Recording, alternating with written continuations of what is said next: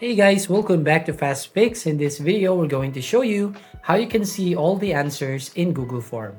So first, open your Google Chrome and search for docs.google.com/forms. And here, you just need to create a form. So basically right here, for example, now if you want to view all the answers, all you need to do here is right click on this blank space and here scroll down and then click on this view page source. And once you click on this one, it will open up this page right here, as you can see. Now what you're going to do is you just need to press Ctrl F on your keyboard. And then you just need to go back to your Google form. And then you just need to look for the question or copy question that you want to know the answers. So basically here, so Ctrl C on your keyboard and then go back to View Source Stub right from here. And then just need to paste here the questions and then scan the results, and the values here will tell you which one is the answer.